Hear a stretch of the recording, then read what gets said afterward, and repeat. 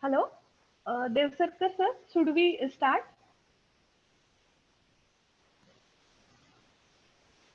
Hello? सुरू करू शकता तुम्ही सुरू करू शकता. Yes, sir. Yes, sir. Yes, sir. So right now 57 participants are there. So we are waiting for still many to join. So good morning and warm welcome to everyone joining us for the webinar on National Education Policy, Impetus to Innovation and Entrepreneurial at Revolution, uh which is time to organized मतलब अगर 100 200 होगा तो नहीं होगा. uh, एक minute. which is organized by Institutions Innovation Council of VPKBIET Baramati. There is no deny to the fact that Indian education system, though one of the credible ones among the developing nations, has left a lot to be desired, especially on the front of innovation and entrepreneurship. Innovation and entrepreneurship are the key drivers for economic development of the country. To keep the pace and plug the gap, Government of India has replaced 34-year-old national education policy with a new one to make the youth of country Atmanirbhar and thus the country Atmanirbhar Bharat. To guide us on the aspects of innovation and entrepreneurship in India's new education policy, today we have here with us very esteemed personality, Dr. S.B.Deosarkar sir. Welcome, sir, for this session. On behalf of VPKBIET, I welcome you and all the participants for this session. So let me take an opportunity to introduce our today's guest speaker, Dr. S.B. Devsarkar sir. Sir has completed his bachelor's in engineering from Amravati University and master's and PhD from SDGS Nanded. He has more than 30 years experience in teaching. He has on his credit 100 plus research publications in a peer-reviewed journal and reputed conferences. He has shouldered many responsibilities at Batu Lonere, including he was a member of Executive Council, Controller of Examination. He has served as Chairman, Board of Studies at Batu Lonere. He worked as Principal at VPKBIET Baramati during 2010 to 2015. At present, he is working as Professor and Institute Project Director, TechCube World Bank Project at Batu Lonere. So we are truly honored and privileged to have you here, sir.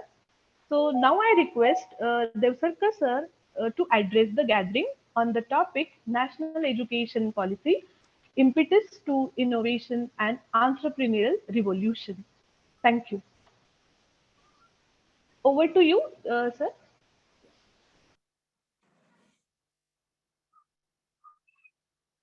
Thank you, madam, for giving my introduction. Very good morning to everyone. My special thanks to the organizer, Professor Mrs. Rangoli, principal of the institution, professors, heads of the departments, and my dear participants.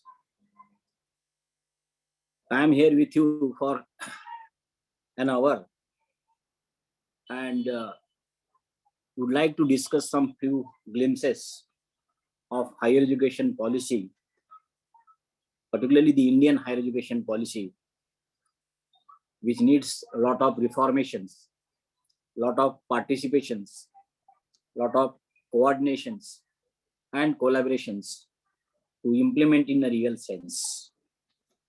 The education policy, which particularly talks on many issues, and the major issues which perhaps is concerned with the research, innovation and incubation and its implementation in teaching and learning processes.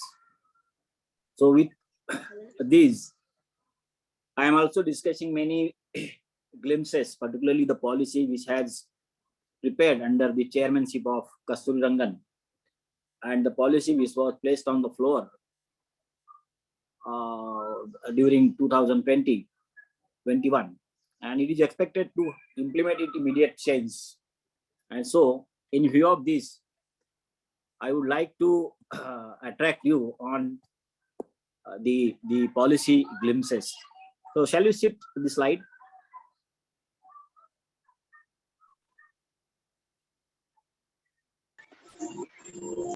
The complete education policy, which is described here, as far as considering the Indian continental approaches and the global approaches, the role of teacher is at the center, because he is the real implementer of the system, particularly the education policy. And what is expected by Kasturirangan committee, particularly it is mentioned in one slide, that is a true leader. Here leader is a teacher actually. The leader is an educationalist.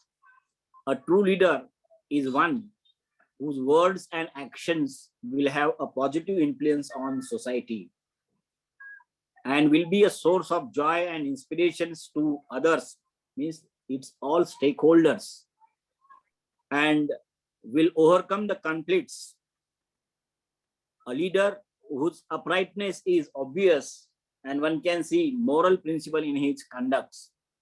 And that's the reason here the policy which is needs to have its a greater implementation or better implementation have to had this kind of concept. So the role of teacher is now going to change in a big way, because the speed of knowledge which is changing while also observing or absorbing the technologies which needs to revamp at a very regular interval. And this kind of catalyst work or the work of facilitations or the work of mentoring or the work of a guide, that has to be played by a teacher. And so I think here in a policy, the role of teacher is really concerned with the individual of, or with the individuals or with the individual stakeholders of the education system. Next slide.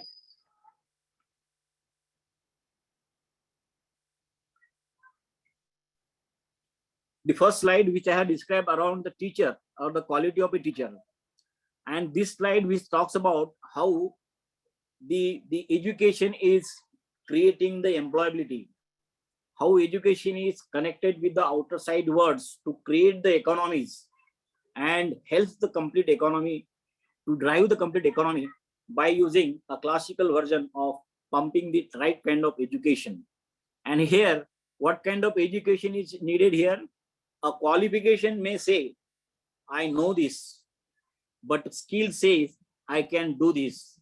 And so I can do this pattern is more important these days, looking at the present scenario of employability or the futuristic skills required to keep the volumes of learners in a creative modes or in a working modes. It is very essentially required that we must learn the systems with the skills.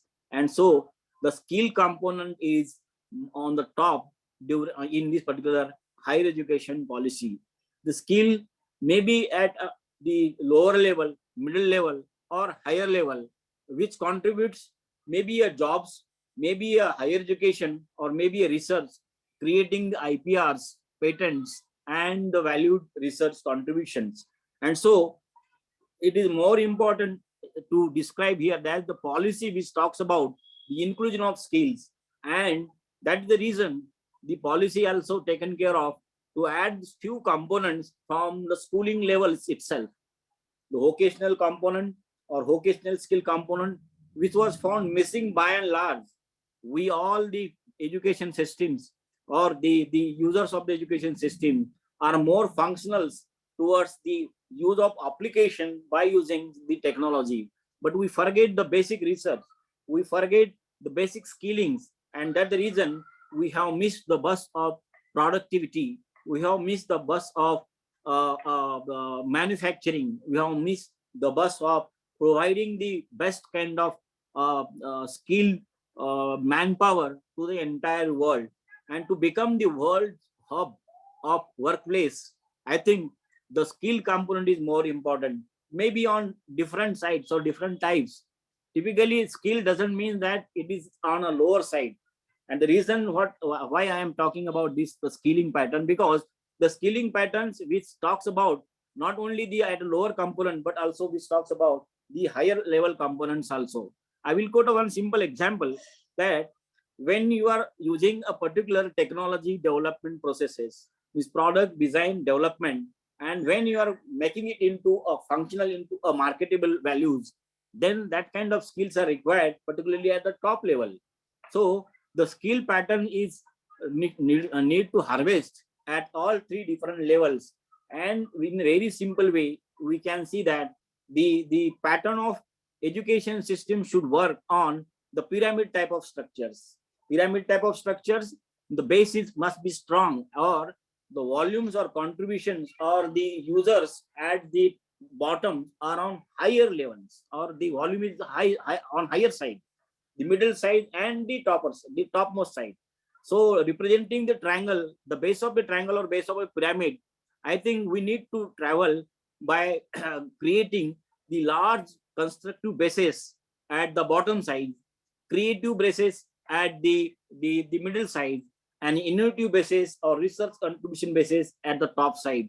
And so this must be the thread of functioning or functional education system. And this is rightly, these points are rightly taken by the policy makers, and the policy is now ready for implementation.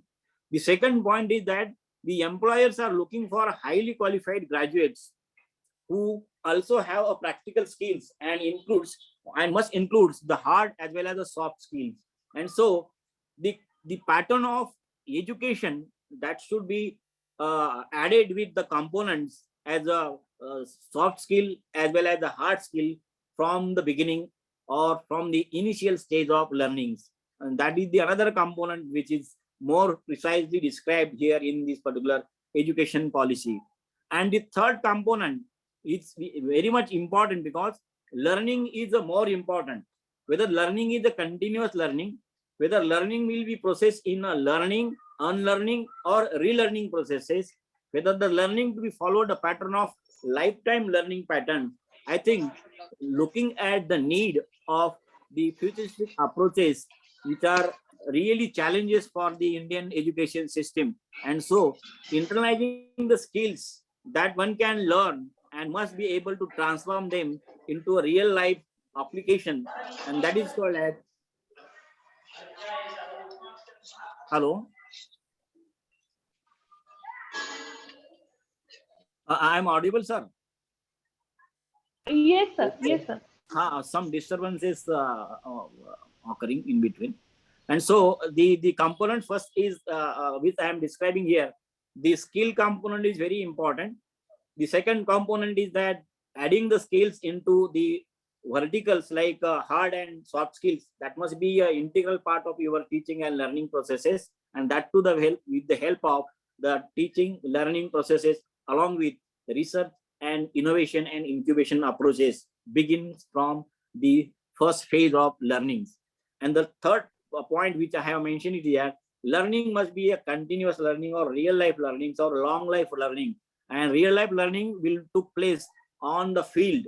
And so it is expected that the graduates must be in a learning mode, not necessarily required to be in the classroom, but out of the classrooms also. And so that kind of connectivity or learning connectivity provides the real jars or real acceleration to the education system. And it is expected that these three components must be added into the teaching and learning processes of Indian education system, and very specifically in the higher education system.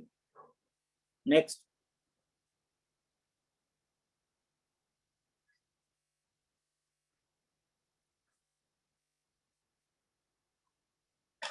So along with the skill, along with the soft skills, along with the internalizing the skills, the another component of education is also expected here to be an integral part of the education system, and that is mentioned it is very beautifully.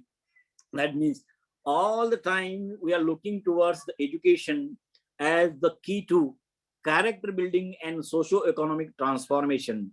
Means to settle the society in a rich way, or to have a balanced society in the world, So we need to build the character building and socio-economic transformation among the learners, among the graduates. And I hope the addition of the STEM policy or liberal learning or learning different languages, the other skills or arts or the other open areas, which must be a part of the education along with your education in the institution. And so social and the character building is also must be the integral part of education system. And that's the reason 30% subjects which are included in this new higher education policy, which talks about the socio-economical development around the institution, around the state, around the geographical areas, and the character building,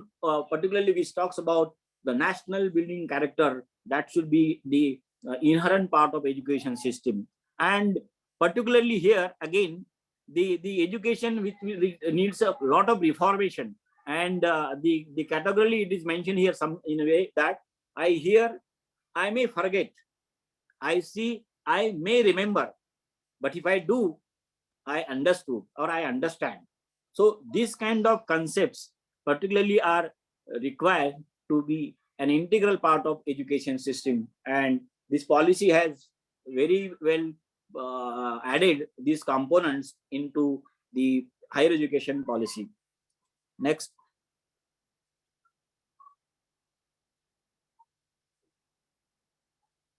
Hello. The Indian education system have gone through a lot of reformation from the early days. Before independence also, the Indian education system was very well known for its Nalanda and Takshashila patterns, wherein the researchers or the learners are from the entire world, from will be a part of this Indian education system. And the reason that was the providing the opportunity to multidimensional learning processes with a different kind of diversities and with different kind of the biodiversity and the different types of demographic inclusion. I think that system was very well accepted by the entire world. But the history was a glorious history, and to bring this glorious history again, we need to follow the pattern which was used in the earlier days, which talks about in terms of creating a knowledge, generating a knowledge, and transforming the knowledge. If this is the process to be followed by the education system, I think we can bring back the glory like Takshashila and Nalanda, which was the premier institution of the world during the ancient time. And here also, the different commissions which are talking about the higher education policy begins from Radhakrishnan Commission, Kothari Commission. The Yashpal Committee is a very nicely presented that learning without burden and including the particular component of knowledge. And the committee recently, which is coming here or which is described by the Kasturirangan Commission, and very few glimpses which I would like to taste or present before you in this particular policy. So see, all these policies which are talking about the education, its expansion, its affordability, its access, and providing the equal access to the richest, the unreached person or the last person in the society. But see, to drive this particular task of expansion, equity, equal access, excellence, and affordability, I think there is a need to drive or to provide the financial platform for this existing system. And all these particular patterns, particularly the education commissions, are suggesting that the percentage GDP contribution in education must be increased to some extent. Every commission was talking about to have 6 to 8% of GDP that should be made available for education system, but not beyond 3% we are able to have expenditure on education system because of various factors. But this is affecting by and large the quality of higher education system. I'm talking about the GDP, means percentage GDP of the nation. Yeah, that is not more than 3% in education. And if you talk about the higher education, particularly the research component, it is 0.6 to 0.7% of GDP. This is very low on the side. if you compare the countries like Singapore or Malaysia or even in Bangladesh these days, they are on higher side. And so the reason is here to expedite the process of implementation, financial bridges must be brought or bring into the education system in a big ways, without categorizing whether the institution is private or government organization. So the early education systems or primary education systems needs a lot of financial infrastructures, and also it is recommended that the policy which covers the volumes which are not a part of the education system. Now this policy also trying to bring this particular unlearners into the learning system. On one side, it is good that you are increasing your gross enrollment ratio, but on other side, the volume of the learner is increased, and so it is a burden to the existing system. And to sustain the burden, I think the stability to the education model is must. And what we are observing here, the Indian education system has attained the equity by providing some scholarships or supports from government or from social structure, or to some extent by industries. But the expansion is also taking place, means vertical and the horizontal expansion, which particularly talks about the graduate programs, postgraduate programs, or doctoral programs to some extent. But the component which is found to be missing is by and large is quality content, quality factor, and that is very essentially required to talk on this particular issue, because which is connecting the graduates for employability. And so the employability is on lower side, which is concern, a real concern, that how we can overcome this kind of the failures of bringing the quality in education system or bringing the excellence in education system. And so this particular policy is talking about how to bring this quality, how to bring the excellence into the education system. And this is only possible if we can add an integral part of teaching and learning processes as a research, innovation, and incubation begins from the schooling level. The STEM policy is the best example of bringing this kind of reformation from the early education to the higher education. The STEM policy, I will describe it in the next stage. Please, next slide.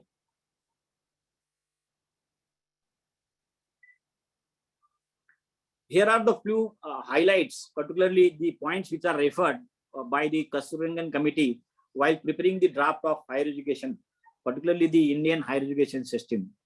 Here it is mentioned as a tagline for this particular entire document is, the education is not for profit, and there is a need to have the partnership of philanthropic groups into the education systems, or different powerhouses or industries must be a part of your education system, and which is found missing by and large.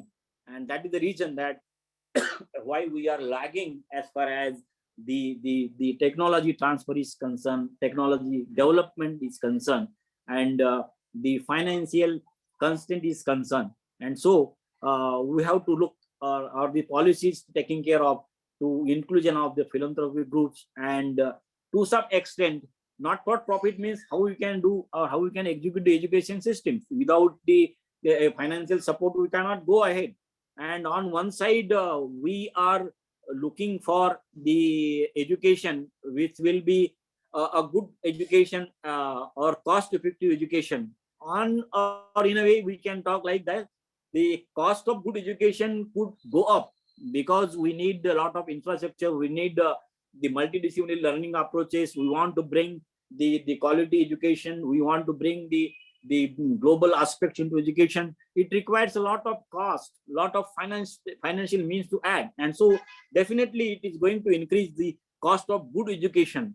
But our worry is that good education become an unaffordable, and affordable education is not good. And so this kind of the inequalities we have to remove from the existing education system, and this is very difficult task before the Indian educator system, Indian educators. So the only way, what I think, that either industry should help financially in a bigger way, and the government also has to increase its stake in terms of GDP contribution, particularly more than 6% is essentially required in higher education system. And the second point is included here, that the effective use of diversity and demographic dividend is also become a part of your education system. And that is the reason that the diversity means it may be a linguistic or geographical diversity, or different type of biodiversity by nature as a gift to the Indian society. So that particular diversity, that we want to bring it into the education system. And demographic dividend means the young population we want to bring into the education system, and that will make a big change into the education system in the years to come. And so the philanthropic group addition or financial means diversity and demographic dividends use also suggested in this particular education system. The another important particular component is described or made it compulsory into the education system, that we must not work, or the education system should not grow or exist in isolation. The meaning is that we must work in a group. We must bring the collaborations. We must learn along with the peer groups. We must add the experiential type of learning. We must add the vocational type of learning. And this is only possible if we can move outside the campuses. And so learning outside the campus is has given a more importance in this particular policy.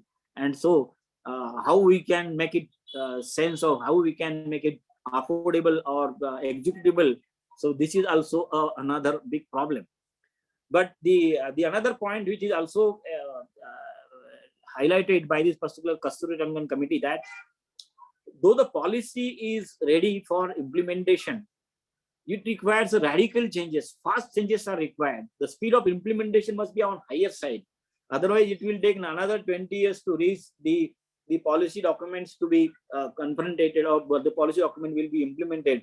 So by that time, the futuristic approaches are likely to be added. And so we will again on the back front. And so to have an education of this policy document, we need the fast implementation, and what type of infrastructure, what type of support, or what type of the catalyst one can bring into education system that provide the speed of implementation. The improving quality, credibility, and accountability along with the responsibility is another additional component which is very specifically described in this higher education policy. Actually, this quality and credibility along with the accountability and responsibility, it is the meaning that we must have to gain the status of the autonomous, or the autonomy must be on the top side. And so the policy which also pushing that the institution should go and opt the autonomy, and for autonomy you require NBA. For NBA we require infrastructure, we require faculty, we require the faculty to staff ratio, we require the laboratories, we require publications, we require research and connectivity to the society, and that should increase the employability. So in overall, if we govern the quality, then only it is possible to have to provide the autonomy to the institution. And so it is suggested that here in the policy document that the institution should go for the graded autonomy, in a sense that they should travel for achieving the best in the years to come, individual institution. And the another important aspect is that as looking at the national fabric, the affordability and easy access to quality education is also must. Otherwise, the large quantum which is out of which for them which is not possible to access the knowledge, to access the education, and for that the financial assistance is necessarily required, supportive ways by different means, maybe by industry, maybe by government, maybe by social structures, maybe through the philanthropic groups, or maybe through the powerhouses. But we have to connect all these kinds of means to support the education means with the affordabilities, and that education particularly which is affordable and easy to access and covering the volume, it is also inviting the means of adding the digitization in education systems, adding the component of distance learning in the education system, adding the component of the learning with the pace, particularly adding the component of artificial intelligence, virtual reality, mixed realities, and the different technology patterns to be added in the education system, so that you can cover the large volumes through or under the umbrella of education system by adding the component of distance learning or online learnings or learning through digitized pattern. I think all these components are very nicely described in the entire policy. But my worry is that what is the implementation strategy? What are the supportive means are available with the education system?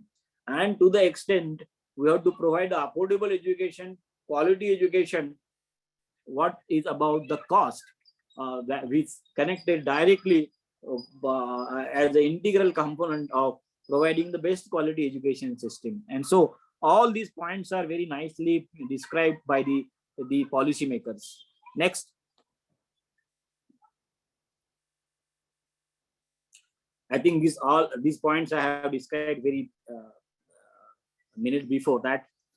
The contemporary support must be provided by the education systems to cover up the or line up the present education systems or the present aspects of the society. Liberal and learning centric approach, that must be an integral part of your education system. Liberal means it is inviting the learners to learn at his own pace and at his own choice. Means this is the multidisciplinary learning. But another component is also slowly added. Once you are talking about the multidisciplinary learning, definitely you have to provide the supports of the experts. And so the faculty strength or faculty numbers is definitely increased. And with the increased faculty member, how the increased burden on their salaries or wages, who will support? So on one side, we are talking about covering major issues or the best issues, which are global issues. On the other side, we have to find out the basic means of the financial beds or financial supports. The research-oriented education system is again made it as an integral part of education system, improving quality and access to education system. Then permitting globalization means making your local qualities at a global level and bringing the global at a local level. So it is intermixing the policies, particularly the brainstorming sessions, which talks about this particular globalization in a very nice way. So the component of globalization is also very nicely described by this particular policy. But it has two sides, because once we want to bring this particular globalization, and this globalization means it requires exposure, it requires collaboration, and also may invite different joint programs, dual programs, or twinning arrangements, may require some physical mobility of students and faculty in and out of the education systems or the education institutions. You have to connect with the best institution in the state or in the nation or in the global or in the international universities. But at the same time, providing this kind of mobility, providing this kind of learning structure, again, we have to be very attentive that what way or what kind of financial patterns are required to push up this all kinds of activities. Then empowering accountability and responsibilities by providing the graded autonomy is the target given by the new higher education policy. And what is expected here in this new education policy, that the accountability and responsibility along with the graded autonomy is definitely required to pump into the education system. But on the other side, there are different patterns, particularly which are expecting to be added into the education systems. Right now, what the education system, how it functional, whether it is recognizing the brain drain or what is inflow or outflow in the education system, that we have to see very seriously. And I am going to describe this into my another slides. Next. So this slide somehow describe that how to bring the equality and equity in the education systems, very nicely described by this pictorial representation. But it is a fact, because the country which we represent has a different linguistic approaches, different biodiversity, the geographical diversity, and that is the reason the financial fabrics is also different at different levels. And to cover up or to bring the all unreached to means we have to make education to unreach, and to bring these unreaches into the education system, we have to provide these opportunities, maybe in terms of sometimes in equality type of, sometimes in equity type of structure, but more on side we require to bring or pump more aspects in terms of equity for bringing the best quality into education system. Because large volume which is out of learning, and if you are bringing this kind of unlearning into learning processes,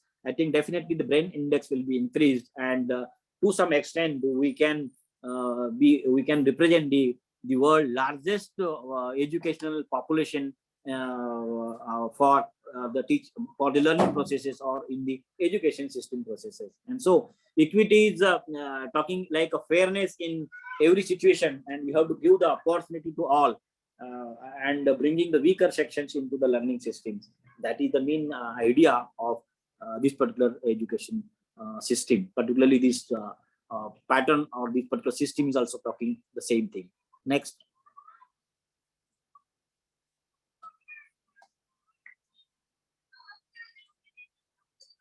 The very important aspects which are covered in this particular education policy, and few are the recommendations here, that this component of skilling, particularly which talks in terms of vocational education, the component of coding, project-based learnings, internships, the different languages, choice-based systems, semester patterns, all these are suggested to be a part of the schooling education systems. And I hope that definitely once the backbone of the education system as a schooling pattern is strengthening by having these kind of structures, definitely the education system, particularly higher education system, will receive good input in the years to come.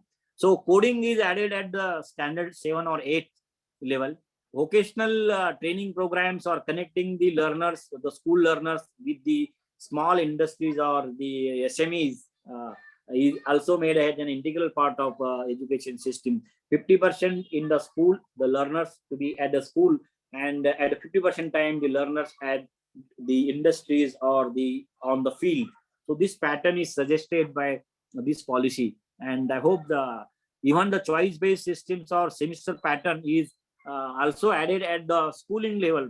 And so definitely the capacity of learners will be strengthened into a in a big level or in a big way. And definitely these kind of recommendations are welcomed by the teaching fraternity or the learning fraternity or the education fraternity in India.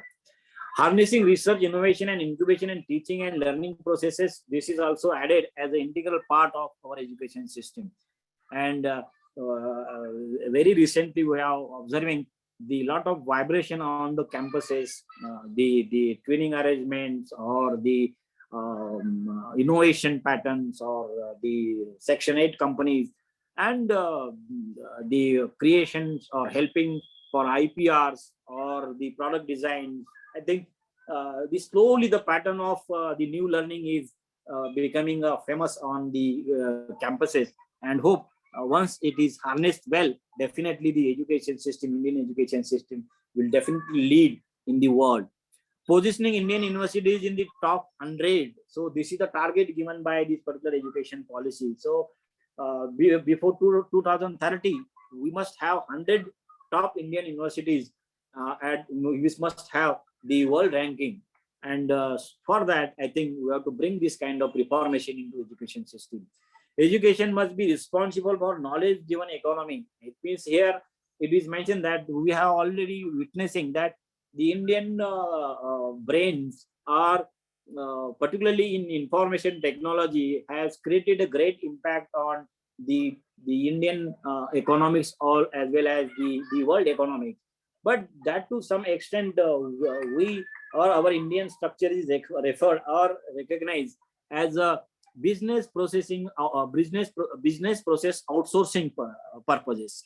which does not bring the means of financial sustainability or financial means into Indian education systems or the national income. However, if we convert these particular BPOs into KPOs, that means the knowledge power outsourcing processes, if we can able to develop indigenously, then definitely this is the part which talks about the innovation or incubation, because your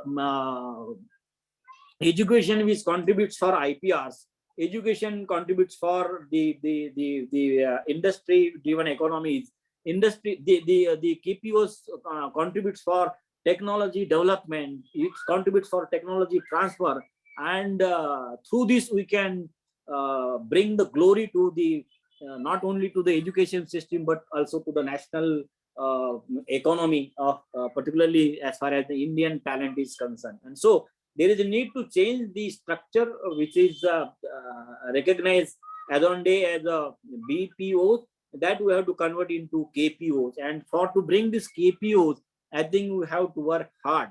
So to quote it here as example, before 15 years, we are the masters or we are the leader in pharmaceutical industries. But this position we lost because the KPOs are on lower sides, and that's the reason we have to be totally dependent on Chinese to bring these particular formulas or fundamental formulas for developing these particular the medicines on the Indian continents. And there we are missing the bus of earning also in terms of financial strengthening of financial adding the financial component as a earning component from education, that we are missing. And so the crux of the problem is here that we must have to work hard for bringing these changes or reformation and converting the business processes to knowledge processes, and this particular education should be recognized as a knowledge processors. And definitely this is possible only and only when we will increase the social cohesion, means inclusion of all the factors in the society, and that contributes into the increasing gross enrollment ratio. And so these are all recommendations by these particular policymakers. If you talk about the GR is at present, particularly at higher education, is about 25%, and for at us, particularly at the postgraduate, again it will be decreased. However, at schooling it is 85 to 89, which must be 100%.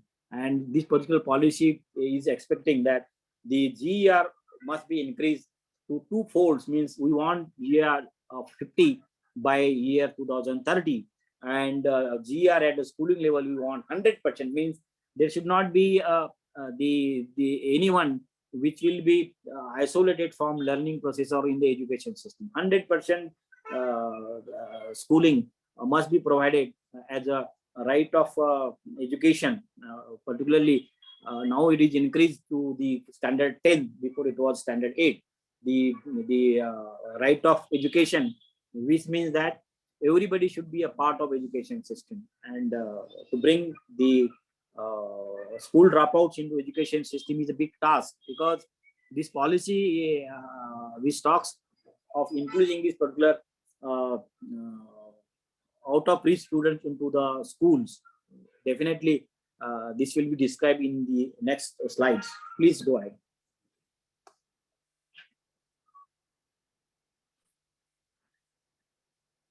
As far as the pattern particularly which is suggested by the new health education policy, is totally describing the globalization, the integrity, social cohesion, quality, excellence, expansion, and the industry connect. All the things they have described to bring this kind of reformation into education system. But typically here, what are the missing links? What we found, the gaps we found here in education system. So the skills are very much need to be regarded, which found missing. The skills are not regarded well. The person who has ITIs or certificate program and having good skills, there is no recognition in the society as far as the social structure is concerned or social acceptance is concerned. And so that is missing. And here this problem was very well taken by Chinese, because the pattern of education what they have designed is that the bottom side of a pyramid, they have means the everyone is trained on some basic skills, and with having this kind of basic skill, one can go and opt the work or employability in the market or in the society, and those who want to continue, they can continue their education also. And so this particular part will be of more useful of bringing the unlearners into the education systems, or the leakages or the dropouts from the schools, that will be made it here as the trained manpower. And because of this trained manpower from the schooling level itself, the Chinese becomes a manufacturing hub, because the labor cost is low, production units which are being attracted in this particular Chinese from the entire world, and that becomes a global hub of manufacturing. So once the global hub of manufacturing comes to their work, then they can slowly work on quality approaches. Mean production is of adding some quality, and once the quality is increased, then you can have some inventions or innovations or add research components. Then you can earn the knowledge process outsourcing, particularly which contributes the IPRs and other things. And so this 3-layer pattern must be very carefully bring into the education system, and which was brought by Chinese. And here we are missing the bus. And then we are talking about the skilling patterns or the employability, missing employability by and large on the Indian education systems. So here the missing component is the skill. Second is the research innovation and research and innovation in teaching and learning processes. We have to bring the different pedagogies. We have to use the different techniques to teach in the classrooms. The quality of oral education, particularly when we talk about the mushroom growth. So once there is a demand from industry, there are a number of institutions opened up, and which will cause mushroom growth. So there should be some control on this. So as like what we are observing in the technical education, because of this mushroom growth only, we are hampering, the performance is hampering or quality is hampering, and we are facing some other problems of unemployability. And we are missing the component of giving skilling to these all young graduates also. The imbalance of brain drain and brain gain is also important aspect, because see, even few hundreds of faculties are present on, particularly international faculties present on the campuses of like IITs or IIMs, and then you forget about the common institution or common universities in the nation. And if you quote more than 7 lakh, in between 7 to 10 lakh students which are migrating from this particular nation in the outside or in the foreign countries for securing the higher education admission, and 40 to 50,000 students are only coming into the Indian education system. So 10 lakh students moving out of the education system, which is a talented hub, which is moving outside the country, and 40 to 50,000 students are only coming into the country. And this is the total imbalance of inflows and outflows. And this is because of the quality missing component in the education system. See, very seriously, we are observing the component of migration. Migration is the sign of development. And so migration is a sign of attracting the qualities. And the foreign universities are able to attract these qualities because of they have the best qualities, best excellence in the education structure. So the Indian population moving by and large into this higher education system abroad. And it is very nice. It mentioned that more than $5 billion every year the Indians are spending on this higher education, because we don't have the higher education structures, well-developed higher education structure. And very recently, if you go through the news, that more than 70% seats at higher education, particularly master program, are found vacant. You forget about the ordinary institution, even the best institution in the state of Maharashtra. We quoted a 5% institution like the cream of institution in the state of Maharashtra, including the College of Engineering Pune or VGTI or SP or Walchand College or HGGS. They are also missing this bus of getting the best quality inputs at master's levels, and more than 60% seats are vacant. And so this is the alarming situations for the Indian education system. And the reason is that we are not able to provide the quality conscious patterns into the education system, the infrastructure which is required, the research ecosystem which is required. And because of that only, the Indian masses are moving outside the country. And so here it is proposed here, particularly in this particular policy, that the internationalization of education is also allowed here through this particular policy. Means that particular component I will separately talk on internationalization of education separately. The another important component is that the quality of school education is very much degraded, and by a very simple observation, that is the PISA is the international body, and which assess the Indian school student in the age of 10 to 15 years, and the testing is around the out of box thinkings, or the experiential learning with peers, social learnings, or learning with community. And the innovative type of structures are connected with the test. It is not connecting with any science or mathematical formulas or difficult questions like your JEE patterns or some other pattern. So it is simply testing the young learners, whether his mind or his brain is developed to learn some new things or accept some new things or challenges. So it is very sad situation as far as India is concerned. And the record of PISA of 2020, which talks about only 70, we are having a 72nd position in the total 73 countries. 73 countries contributed or participated for this particular test, and we stood 72nd. So that is the alarming situation, that what kind of the schooling education that we are providing. So I think that the reason that the pattern of schooling is also going to change, means adding the component of coding or vocational training or skillings or the regional languages or the linguistic approaches, or connecting the learning with the vocational education that were brought into the higher the schooling education. And the situation will definitely change in the years to come, but it will take some time.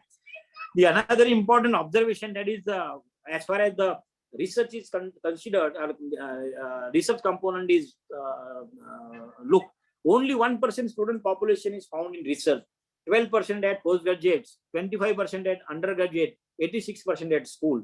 I think this is need to be increased, and 0.7% of GDP contribution in research, and 3 to 4% of GDP in higher education. These are the some missing links, and because of that, the largest education system in the world is facing some problems and comes under some vibration, and looking forward to bring the reformation through the research and innovation. Next.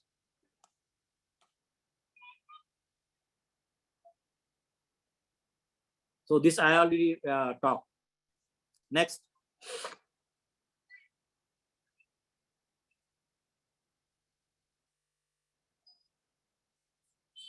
Anyway, these are some strengths, particularly that needs to be harvested in a very proper way.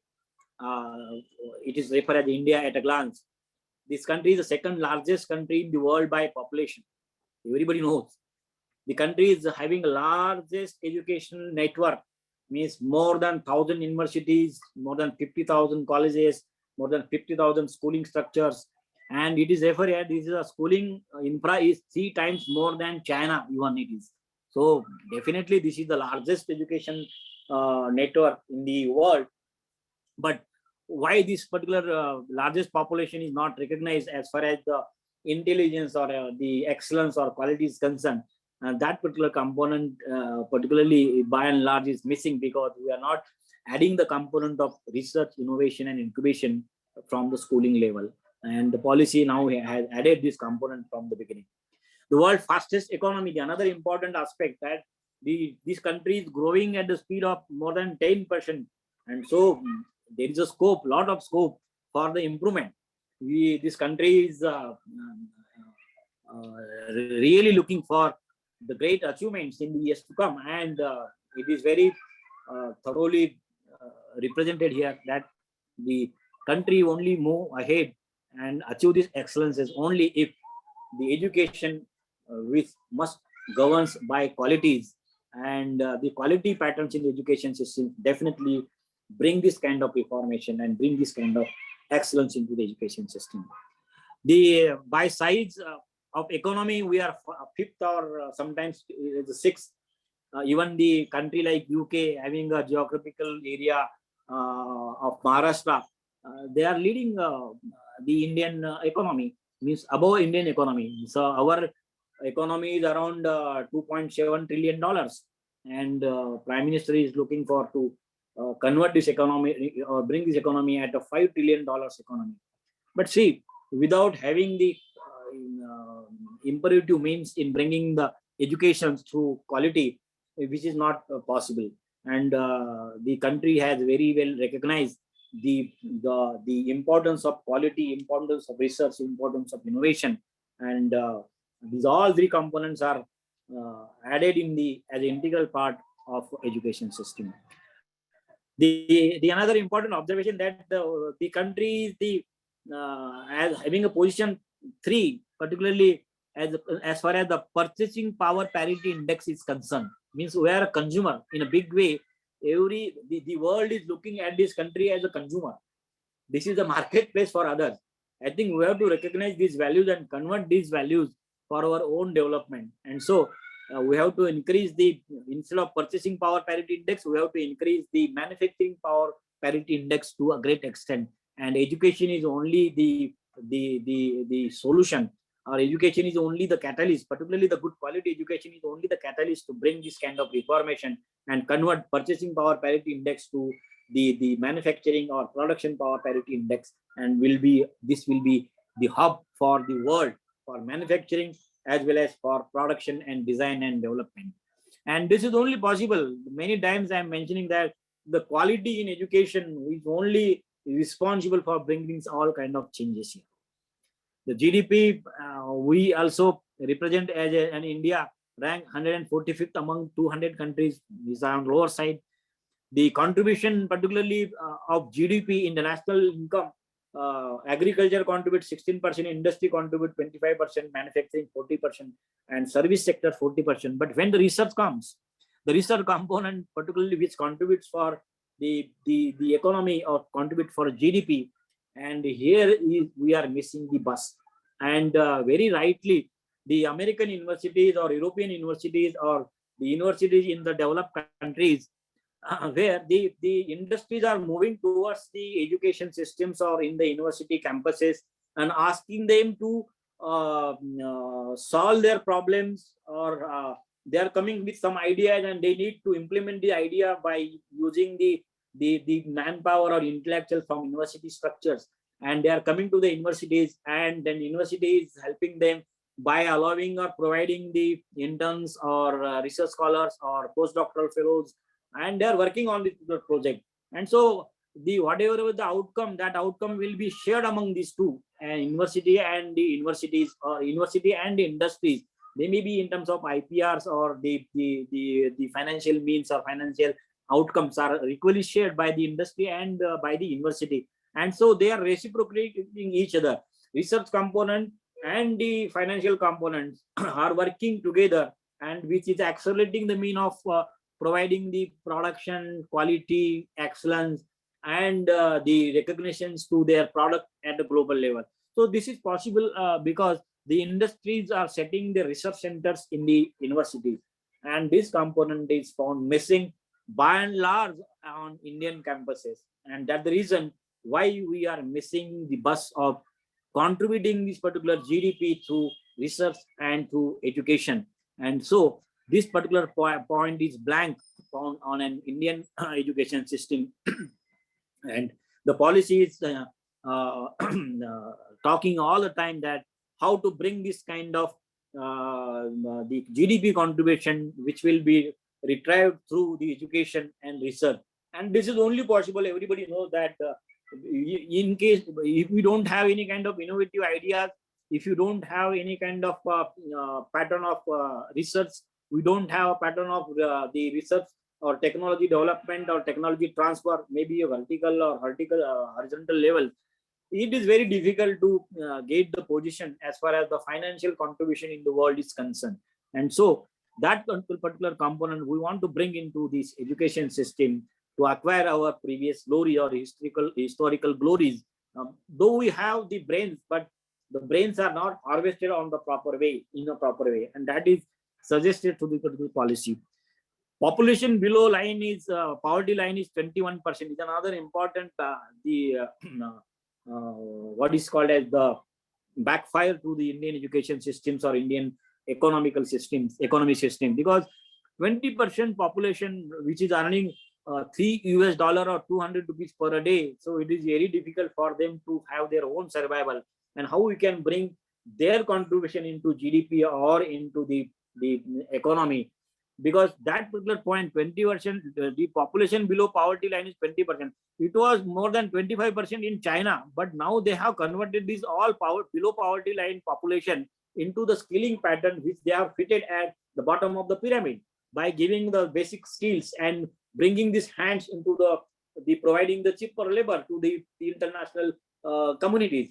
So that particular point is also talking creating a problems or creating vibration in the education, particularly in the Indian education and Indian economic systems. And extremely below power line is 11%. There is a subsidized support. Without support, they can't live. And so this is a very horrible situation as far as the Indian population is concerned, because of they are disconnected from the very basic skill learning processes. Literacy is a 70%, which must be 100% as for the developed countries. GR we want to increase to 50%. Right now it is a 20 to 25%. If you talk about the woman empowerment or woman GR, again it will be lower. If you talk about the GR contribution by the socially weaker section, again it is on lower side. So this is the average 20 to 25. But if you talk about the pertinent component of the society, it is still lower. And school level is 70% or 80% GR, means 20% is a dropout at the initial stage only. And so 20% population which is not connected with the education system from the level 1. And so that creates the lot of turbulence or lot of problems to the Indian education system, and definitely reflecting the problems on Indian economy. Next. So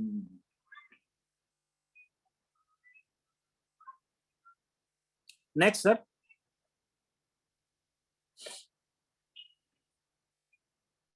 And so it is the new paradigm shift of development is only possible if you believe, if you implement the policy of LPG, means bringing liberalization, means avoiding autonomy, providing the free education, providing the multidisciplinary learning, providing the choice-based learnings.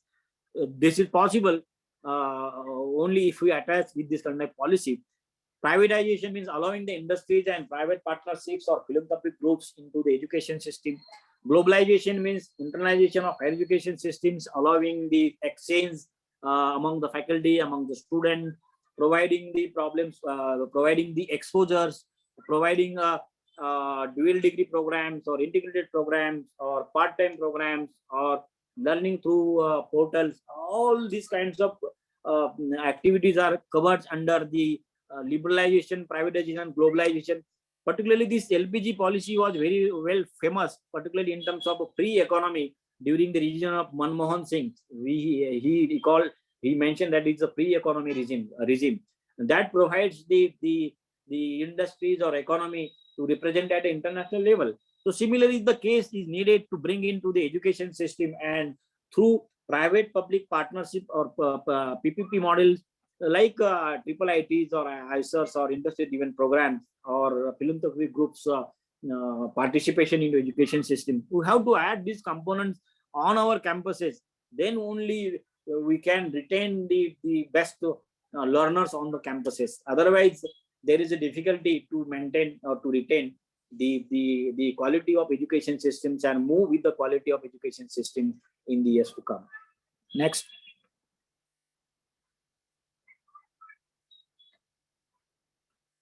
And here the cluster approach is for better coordination is suggested. This is divided into 3 different categories. First is the social imperatives, where the values, ethics are more important, and the practicing and use of technology is done on higher side, particularly with the skilling pattern.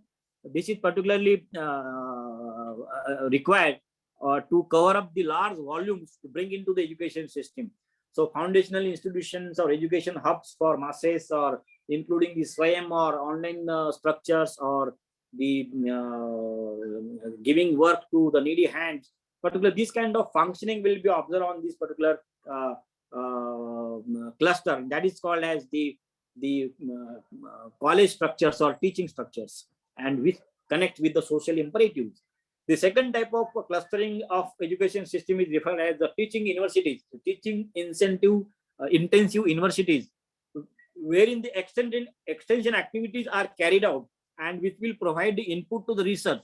I mean, definitely the social imperatives were from schooling to graduate programs, the economical imperatives which talks about extension activities or teaching universities where the postgraduate programs are taught, and the last is the intellectual imperatives where the research contributions are expected by virtue of knowledge and technology generation and development.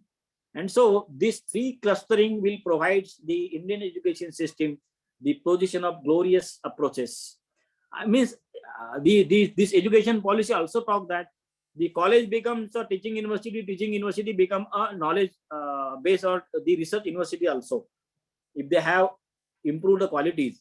Means in another way, if the universities are not providing the research, then it will be converted into the teaching universities. Teaching university is not performing the job at its own pace, then it is converted to colleges. And if the college is not performing this work, then it will be nowhere. Means though the recognition will be the institutions are de-recognized. And so these kind of structures will provide some kind of momentum to bring this kind of reformation what are suggested by this particular higher education policy. Next.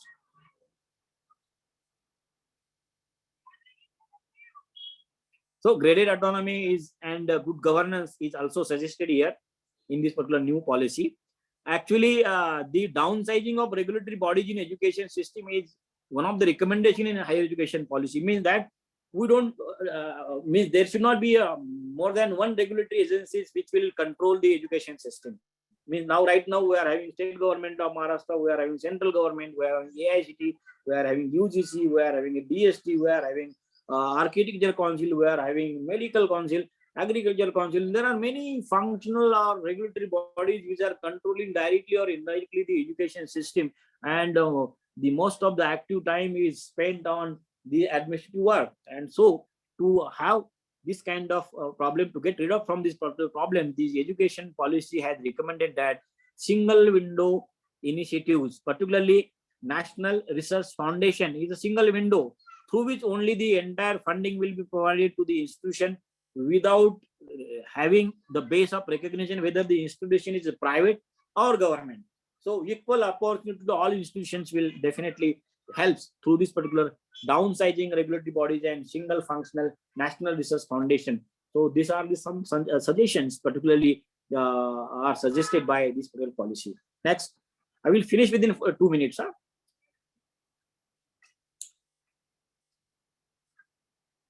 Hello. Yes, sir. हा कोणाला काही विचारायचं असेल, चर्चा करायची असेल तर आपण चर्चा करू शकतो 2 minute. Yes, sir. So the participants, if you have any queries, you can ask or you can put it in the chat box.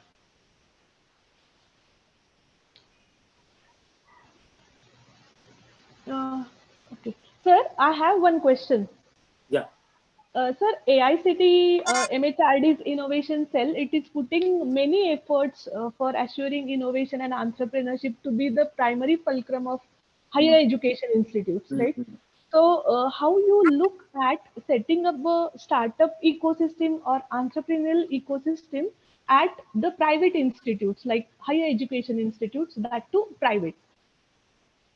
Yeah, so see, it is a this is the complete insight given by the higher education policy, because without having this entrepreneurial or the sales particularly, which contributes for design and development or modifications or technology development or technology transfer, I think for that the utter innovation or the other kind of innovation which will be supported financially to an individual institution.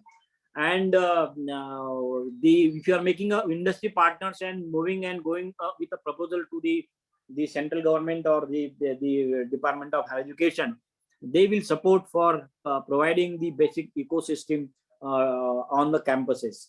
See, definitely to have this kind of reformation into the on the campuses, we have to make aware on that whether the all students are taking part into this active learning or not. Because see, idea competition is one of the important activity which is recently run by the MHRD.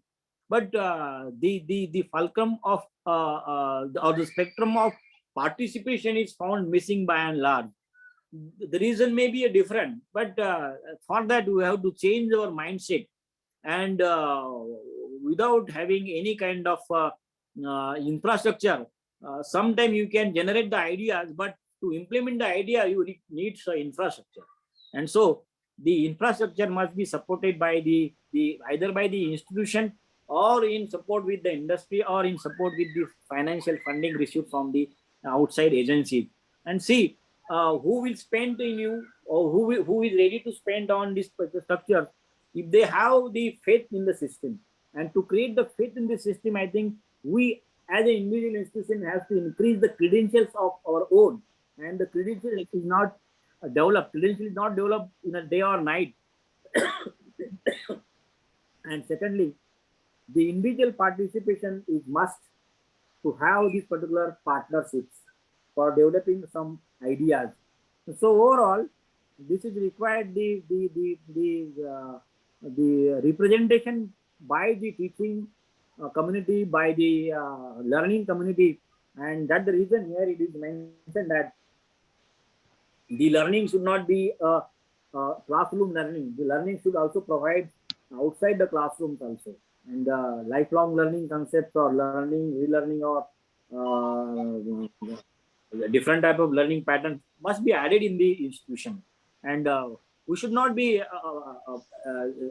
like a pattern which is followed very roughly as a conduct of examination and declaration of results. The boys are connected with this means only. No, hence onward, the academic bank of credit will definitely provide some sort of jerks to this kind of system. And I'm very sure that in the days to come, the importance of group learning, peer learning, or learning with experiential means, or learning in industries or on the field, this kind of observation will add the fulcrum to change in terms of research, innovation, incubation, and entrepreneurship. A lot of seed fundings are also available. We have to make aware this particular youngster that these are the funding agencies, these are the seed funders, these are the available patterns which may help you to support your ideas and create your ideas. And also you have to give a freedom to the individuals also. If the boy is spending more time on this free or liberal learning, then he may miss the classes. So that time we should not ask for the attendance or something. Right. The passive aspects which are more important in our present system, that we should forget. And so that here it is necessary to create the teacher as a facilitator, teacher as a mentor, teacher as a friend, teacher as a philosopher. And the role of teacher is going to change in a big way. He should not be a teacher in the classroom for complete the 40 hours syllabus or content which is required to deliver in the classroom. No, because knowledge bases are already available. We should not reinvent the wheel, because the content is already available. Whatever subject you talk, NPTEL hai ya Khan Academy hai or MIT hai, or there are many learning corridors which are already set up by MITs or Princeton universities are available. So let us make this particular pattern available on the campuses and allow the teachers to work or more functional on this liberal aspect of learning. And see, connecting with the live problems only provides you the real learning. We already have mentioned that whether you want to do or you want to act or you want to learn. So these all things are really connected with the pattern of new learning, and new futuristic approaches are added with this particular kind of provisions only. Yes, yes, sir. Yes, sir. Thank you, sir. Uh, sir, one more question. Uh, I have received one more question. That is, COVID has hit us a lot. Like it might be the case for from the student side or from the faculty side. It was a challenging situation for everyone. So, how we should see at the effective implementation of this education policy in this COVID pandemic? Yeah, see, the entire education system has changed because of the the kind of pandemic situation arise, and also uh, provide the opportunity to the new learners or new creators or the new teachers, those who want to be a part of active, want to play the active role in the education system. And see, particularly to make the system more affordable, more acceptable, and more feasible. I think the wholesome development is essentially required, and wide-ranging subject, particularly the creativity, innovation, liberal learnings, choice of their own learnings or multidisciplinary learning, that platform should be provided on the campus. On one side, you are allowing the learner to learn at their own pace or at their own choice.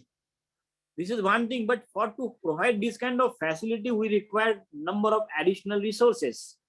Means the boy who want to connect with the liberal learning, like a STEM policies, which is suggested under this particular education policy. So along with science, technology, engineering, and management, you have to add the component of liberal learning. Somebody want to learn dance, then you have to bring the expertise from the dancing community as a faculty on your at your institution. Somebody want to learn some skills, so you have to bring that person, whether it is he represent in the society as a the best person. You have to bring into your platforms of education system, but this will be a burden to our education system. So to balance this kind of activities, I think the role of stakeholders, means particularly the basic stakeholder, is particularly the educationalists or the owners of the education system. They should look that this is the non-profit making organization, and also they should try to bring the funding patterns from the industries. It's not only the work of a teacher or the student, but also the educationalists or the owners of the education system also should travel or work or be functional along with the other stakeholders. It is not the mean that we can receive the funding from the government only. No, we have to work hard on these all fronts and make the education more popular than ever. And the another important component which I have read, that during the pandemic, what is the possible way that we can connect more number of students by providing the digital gadgets, connecting with the learners with the best quality learning material, and increase the learning engagement. That is the biggest problem. More than 5 to 10 minutes, I think the learner is not connect with this kind of learning. And so slowly we have to also add the blended learning patterns into the education systems, or the flipped classrooms in the education system. After pandemic, definitely we can have it. And very recent survey, means on BBC, I have listened on this, that the learning is taking place in the classes with the help of these online portals or the distance learning is to the level of 10 to 15%. So 85% learning is missing on through this particular kind of pattern, because we are very new to the system. Many times there are some problems also on account of not having the gadgets, not having the internet connectivity, not having the ICT, not having the proper dissemination of digital information. There are many means. On one side, it is creating problem, but on other side, it is reaching to unreached and covering the volumes also. So that provide the opportunities to the learners. And so to make the learner more engaged with the learning, I think the concept or the main idea is that we must have add the energy into the learning processes. Energy means the enrichment or quality or excellence. If there is all these things are embedded into this learning, then only it is possible to connect the learners with the or increase the learning engagement. Otherwise, it is very difficult. So simply you cannot blame on one side. We have to take care of how to increase the component of engagement or classical learning engagement. I think teacher has to work 24/7. The profession, we must be a very professional. The days are gone now. The teacher must be a teacher for 24/7. All the time he should think about his own profession. And see, it is very difficult for me to cover all the points because 360-degree feedback is the real crux of this particular education policy, because 360-degree feedback providing the means that your presence in the classroom is depends on the feedback of the stakeholders, maybe from industry, maybe from your immediate stakeholders, student or educationist or other observers. So the teacher had a stake, and so if you want to remove this position of a stake, I think there is no other solution rather than bringing the best or bringing the talent or increasing the quality of our own learning. And so the bringing the quality, bringing the excellence by any means is only the solutions during the pandemics too, because the online education is becoming a popular. And if you want to listen, on one side we are giving ignorance to distance learning or online learning processes. However, on other side, it will be very different thing. That it's a very surprising thing to me that the program which are declared by Indian Institute of Management, IIMs, along with the mix-up program with IITs, they are offering a fee structure to the tune of 3 to 4 lakhs for a duration of 6 months, and boys are paying for that. Why? Because they know that this content is very much essentially providing the best quality or world-class qualities are observed in this particular presentation. That's the reason they are attached with this kind of learning. And why our boys are not connecting with the learning? Because of maybe because of this particular point which is missing by and large. But to some extent, it is in our hand to increase our own capabilities, our own learnings, and that the concept, that lifelong learning concept, is added here in this education system. Otherwise, and the another component also providing that the learners on the campus is not only student but from the society. Anyone can be a learner on your campus. So you can increase the registration of learners on the campus by offering the best of best knowledge to them. I think this is the main. So ultimately, it is talking about the quality and the energy which we are disseminating to the learners. Thank you. Yes. Thank you, sir. Whether any questions are there from the audience? Okay. Okay. So, shall we conclude, ma'am? Because already it is 1.5 Yes. hours. Yes, sir. Yes, sir. Yes, sir. Yeah. One point which I missed, particularly one slide, which is very much important, that EG exit and EG entry policy is suggested in this particular structures, our higher education policy structures, which is talking about there are some pros and cons. See, one thing is that the boy who register with the university or the education system for 1 year and want to be go outside, we have to award the certificate. Those who finish the 2 years, we have to award the diploma certificate. Those who finishes 3 years of learning on the campus, we have to award the degrees. And those who have finished 4 years, we have to award the degree with the research components. So this is giving the mean that those who want to learn at their own pace, they can learn. And also second thing is that the boy who finishes 1 year on the campus of Baramati, he may prefer his second year or third year in other campuses, fourth year at other campuses. The meaning is that how to attract the best talent, how many registrations are offered at the university, or how many the admissions at your institution at first year, second year, third year, or fourth year. It depends on how we govern the quality. And so this free exit and free entry provide on one side opportunity and also giving a threat on other side.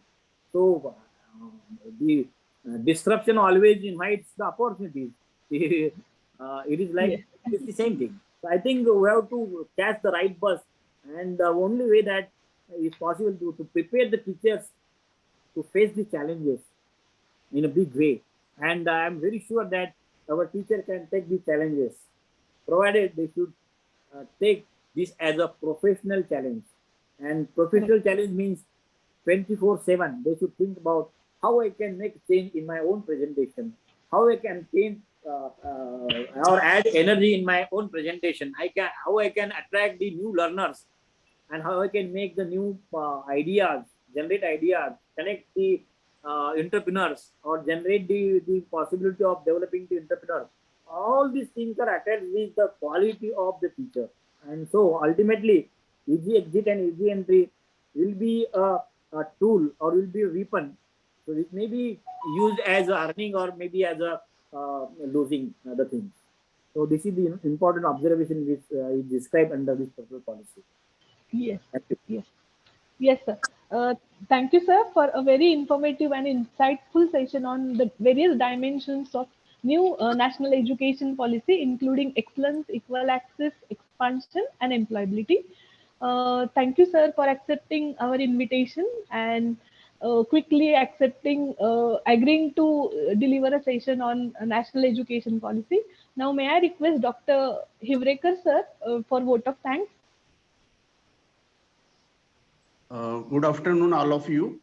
It is an honor to express a vote of thanks on the occasion of guest lecture on national education policy by Dr. Professor S.B.Deosarkar sir.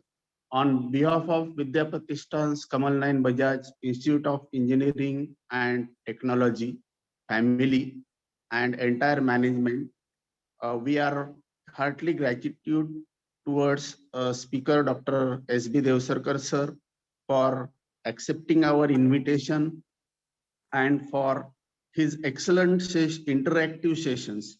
Sir highlighted on the components of education policy, that is knowledge, skills, attitude, that is changing behavior, and he informed us that skills are at the top. He also highlighted on other components like innovation, incubation, research, developing new things, learning in industry institute interaction, and many aspects he touches. It is very, we know that it is very difficult to complete a discussion on a high emerging area like new education policy in 1 or 1.5 years.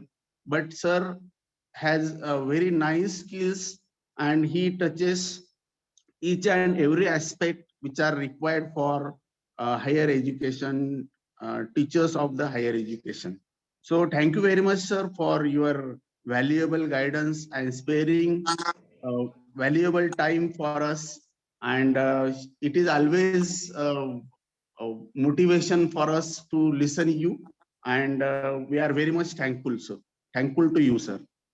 So we are also thankful to all participants for their valuable and active participation for making this very important activity successful.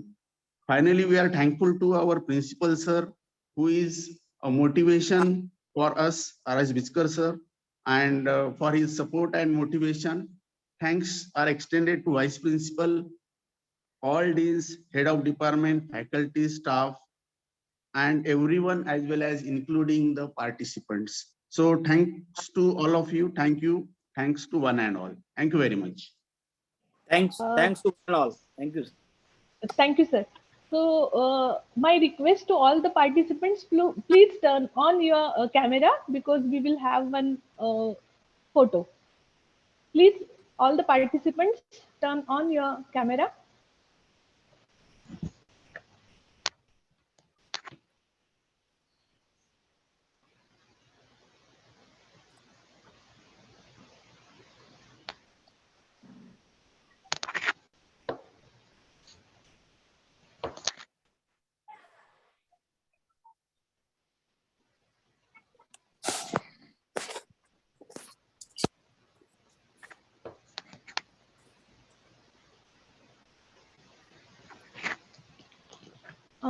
Hello, Gawande sir. Yes, ma'am. Hello. Is it done? The photo? Yes, ma'am. Yes, It's done now? ma'am. Yes. Okay. I request all the participants to please share your valuable feedback with us so that we can come up with some modifications if it is essential. Uh, so now here I declare that the session is over. I'm thankful once again to Devsarkar sir for his valuable guidance to all the participants, and I'm thankful to all the participants for their patient listening. Thank you.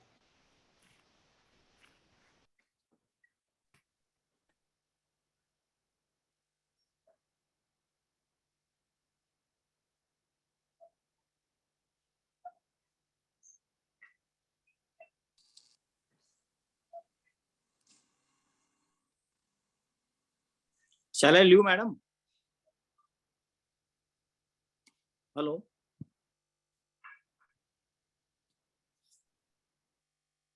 Hello. Hello, sir. बोला sir. Yes. I think madam is. Okay, it's all right. Yes, sir. Will do. Yes, sir, I'm there. I'm there. हा sir.